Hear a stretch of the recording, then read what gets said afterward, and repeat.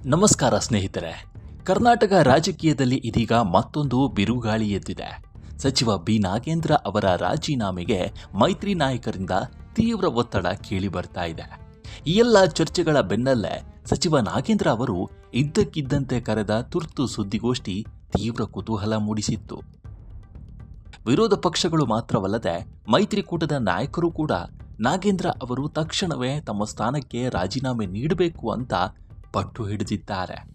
ಆರೋಪಗಳ ಬಗ್ಗೆ ನಿಷ್ಪಕ್ಷಪಾತ ತನಿಖೆ ಆಗಬೇಕು, ರಾಜಕೀಯ ಹೊಣೆಗಾರಿಕೆ ಇರಬೇಕು ಎಂಬುದು ಮೈತ್ರಿ ನಾಯಕರ ವಾದ.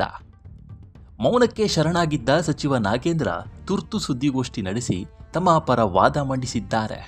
ತಮ್ಮ ಮೇಲಿನ ಆರೋಪಗಳಿಗೆ ಸ್ಪಷ್ಟನೆ ನೀಡಲು ಯತ್ನಿಸಿರುವ ಅವರು ತಮ್ಮನ್ನು ರಾಜಕೀಯವಾಗಿ ಗುರಿ ಮಾಡಲಾಗ್ತಿದೆಯಾ ಎಂಬ ಅನುಮಾನಕ್ಕೆ ಈ ಒಂದು ಅನುಮಾನವನ್ನು ವ್ಯಕ್ತಪಡಿಸಿದ್ದಾರೆ. ಸಚಿವ ಬಿ ನಾಗೇಂದ್ರ ಅವರ ವಿರುದ್ಧ ಕೇಳಿ ಬಂದಿರುವ ಆರೋಪಗಳು ಮತ್ತು ಬದಲಾದ ರಾಜಕೀಯ ಬೆಳವಣಿಗೆಗಳು ಸರ್ಕಾರದ ಮೇಲೆಯೂ ದೊಡ್ಡ ಮಟ್ಟದ ಒತ್ತಡ ಹೇರಿವೆ. ವಿರೋಧ ಪಕ್ಷಗಳು ಮಾತ್ರವಲ್ಲದೆ ಮೈತ್ರಿಕೂಟದ ನಾಯಕರು ಕೂಡ ನಾಗೇಂದ್ರ ಅವರು ತಕ್ಷಣವೇ ತಮ್ಮ ಸ್ಥಾನಕ್ಕೆ ರಾಜೀನಾಮೆ ನೀಡಬೇಕು ಅಂತ ಪಟ್ಟು ಹಿಡಿದಿದ್ದಾರೆ.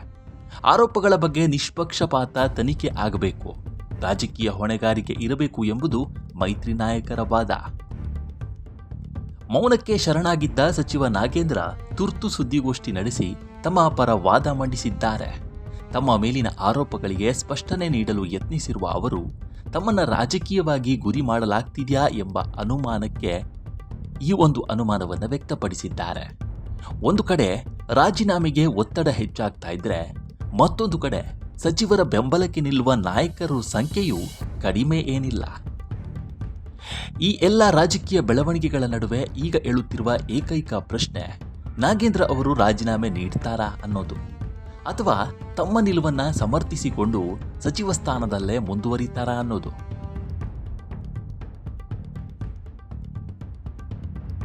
ವಿಧಾನಸಭೆ, ವಿಧಾನ ಪರಿಷತ್ ಎರಡರಲ್ಲೂ ನಾಗೇಂದ್ರ ವಿರುದ್ಧ ವಿಪಕ್ಷಗಳು ಗಲಾಟೆ ಜಾಸ್ತಿ ಮಾಡಿವೆ.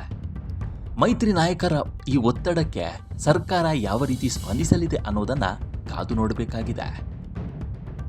ಸ್ನೇಹಿತರೆ, ನಿಮ್ಮ ಪ್ರಕಾರ ನಾಗೇಂದ್ರ ಅವರು ತಕ್ಷಣ ರಾಜೀನಾಮೆ ನೀಡಬೇಕಾ, ಅಥವಾ ತನಿಖೆ ಮುಗಿಯುವವರೆಗೂ ಸಚಿವರಾಗಿ ಮುಂದುವರಿಬೇಕಾ? ನಿಮ್ಮ ಅಭಿಪ್ರಾಯವನ್ನ ತಪ್ಪದೇ ಕಾಮೆಂಟ್ ಮಾಡಿ.